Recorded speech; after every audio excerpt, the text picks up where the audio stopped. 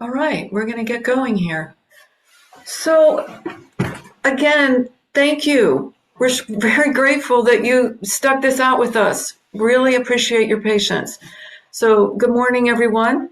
Thank you for attending our workshop on amendments to the air cleaner regulation. My name is Kai Gress. I'm the lead staff for the regulation and heading up the amendments process.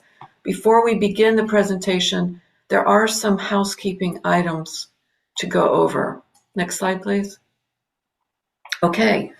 If you have any technical problems, please email Allie at the address provided, and she may be able to help you. We do have a web page with information about the amendments, and relevant links will be posted in the chat during this meeting. A recording of this meeting will also be posted on the web page. We have a general email address for comments or questions about the regulation or the amendments, which is aircleaners@arb.ca.gov. Next slide, please. So we will open discussion at the end of this presentation, and you will then be able to enter a question into the Q&A using the icon at the bottom of your screen as shown here with the red circle. You can find the raise hand icon at the bottom of the screen if you prefer to ask your question verbally, and we will unmute you. When you're called upon, please introduce yourself and include your affiliation. Thank you. Next slide, please. So the agenda for this meeting includes a welcome by the Chief of the Health and Exposure Assessment Branch in CARB's Research Division, Bonnie Holmes-Jen. This will be followed by a short presentation on the current air cleaner regulation and the process of amending the regulation. We have scheduled plenty of time for discussion, so I will now turn the meeting over to Bonnie. Good morning, and thank you so much, Kai, and thank you to everybody for hanging in through our technical difficulties. We're glad to be beginning the workshop now, and thank you all for joining us. We appreciate your participation, and we're looking forward to your input on the regulation and on any potential amendments when we're going to be discussing some key areas where we're looking at potential amendments. CARB's air cleaner regulation has demonstrated strong performance over the past 16 years. And the success of this regulation is reflected in the growing number of air cleaning devices that have been certified by CARB, certified for ozone emissions, meeting the ozone threshold or below it, and meeting electrical safety requirements. And the number of certifications more than doubled during the COVID pandemic as demand for indoor air purification surged. It's also, the success of our air cleaner program is also evident in the very high traffic that we get to our consumer and manufacturer air cleaner web pages, and the increasing reliance of community groups and agencies that look to ARB for expert guidance on the role of indoor air cleaners in protecting public health. Although our air cleaner regulation focuses specifically on reduction of ozone exposure from air cleaners, CARB has supported research on air cleaners to better understand the health benefits of using air cleaners and to review different technologies in air cleaning. We are committed to providing a strong regulation and information to all stakeholders on how to improve indoor air quality and reduce exposure to air pollution. I wanted to also note that our Research Division Chief, Elizabeth Shealy, is joining shortly if she's not on already. And she's, of course, in charge of all the research programs at the Air Resources Board. So in closing, thank you for joining. We look forward to hearing your ideas on how the regulation can be strengthened. And we look forward to your input at the end of the presentation. I'll turn it back to Kai. Thank you, Bonnie. Next slide, please. So the legislation underpinning the air cleaner regulation arose from public health concern that people in California were being exposed to unhealthy amounts of ozone from the use of ozone generators in their homes. A survey of thousands of Californians by UC Berkeley researchers in 2006 found that 2% had an ozone generator, which translated into tens of thousands of homes statewide and hundreds of thousands of potential ozone exposures.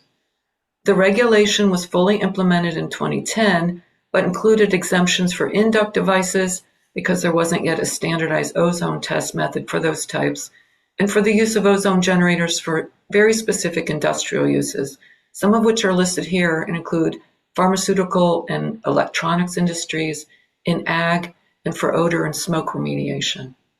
Next slide, please. The air cleaner regulation is implemented through the Air Cleaner Certification Program, which has steadily grown over the last 16 years. In that time period, we've worked with over 900 manufacturers around the world and certified over 12,000 air cleaner models as meeting regulatory limits for electrical safety and ozone emissions, which cannot exceed 50 ppb. The regulation has limited Californians' access to ozone generators, as shown in market data from 2022, showing that per capita, Californians purchased only 1.4% of all ozone generators sold in the US that year, even though Californians represented nearly 12% of the total US population in 2022. Next slide.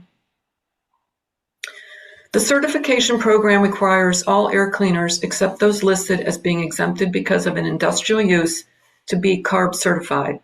Staff review test reports verifying these requirements have been met and other required documents before issuing an executive order to the company, which is a legal document that permits the company to sell the air cleaning devices to people in California, which primarily occurs via online marketplaces or in big box retail stores.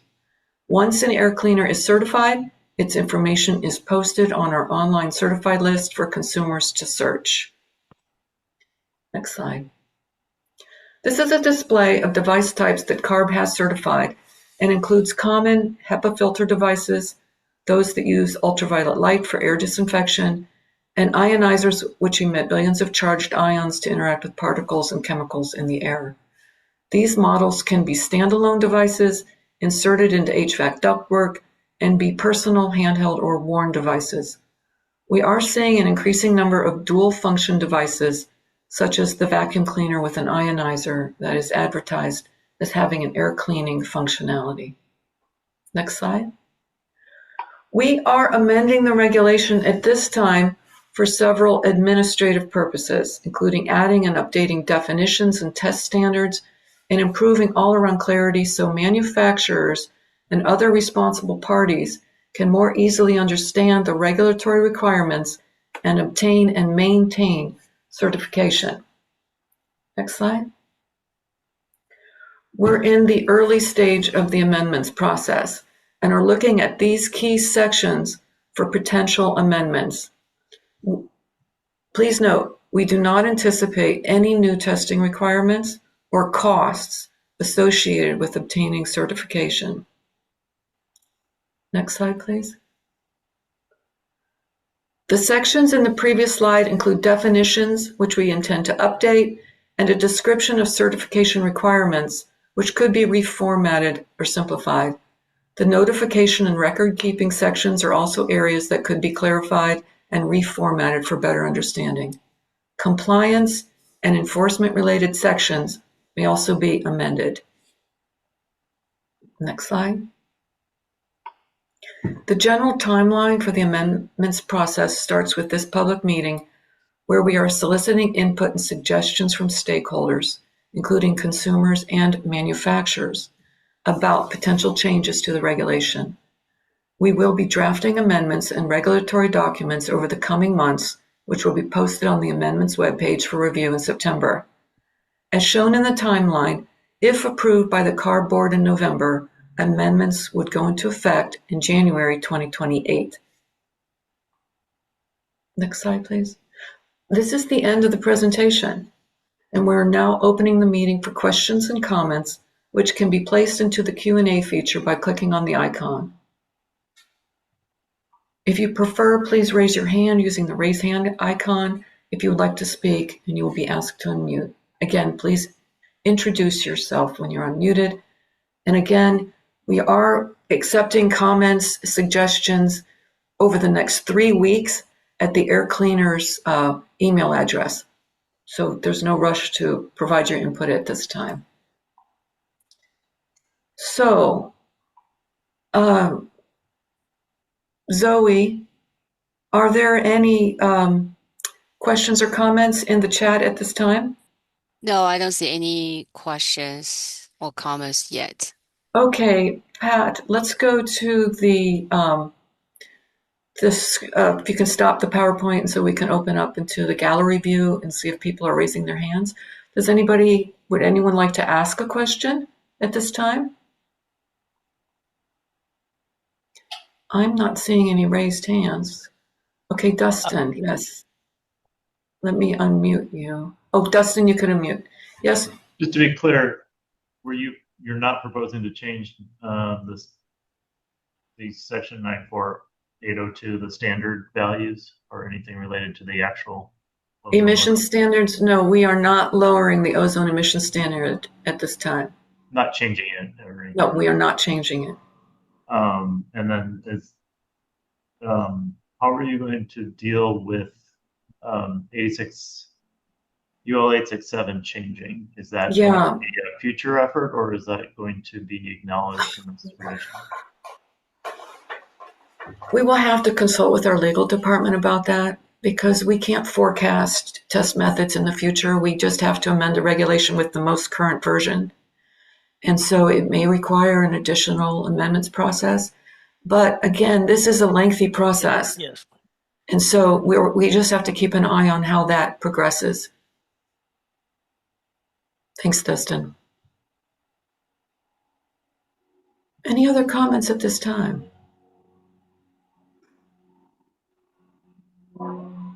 Yeah, I just wanted to ask, if anybody has any comments, maybe you could just put the slide up again of the areas that we're looking at.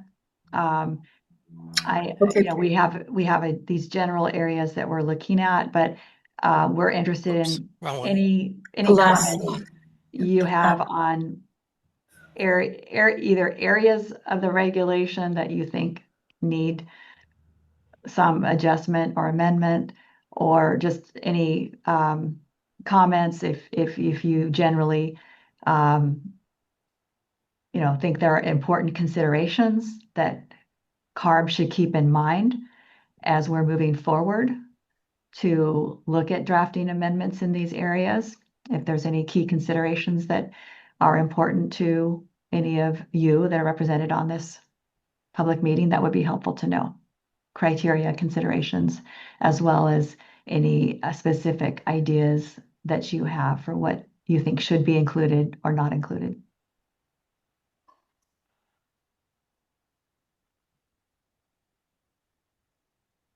I'm not seeing any other hands at this time. Okay, again, here's another hand. Yeah. Okay.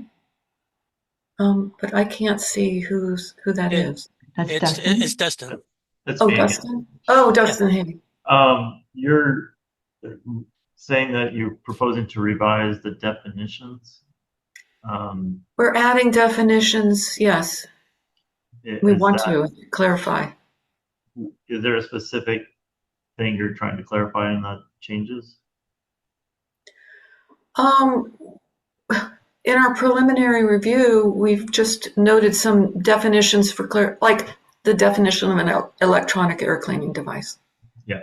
Simple things like that make it easier for manufacturers to know, what we're just talking about in the regulation. Okay. Are you proposing to, and one of the things that's unclear on this regulation is in-room versus in-device. I'm sorry, portable versus? Things like GUV 222 that are in-room as opposed to within the device. And is that going to be covered under definition changes? I'm unclear about that at this time, but if you have a suggestion, please email us. And that holds for everyone. Yes, I would ask everybody, because I know there are many manufacturers and researchers on this call, to have a look at our regulation and look at those definitions and let us know what you think. We need those to be clearly understood.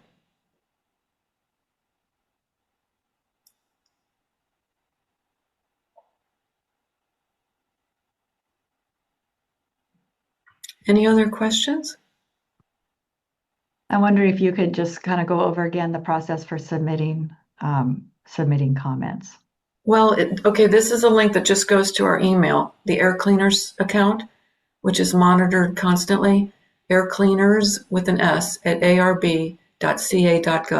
We do ask that you provide those within the next 3 weeks so that we have time to consider and incorporate them and respond and have dialogue with you if needed. My email is there at the bottom, juliagress@arb.ca.gov. You can email there also.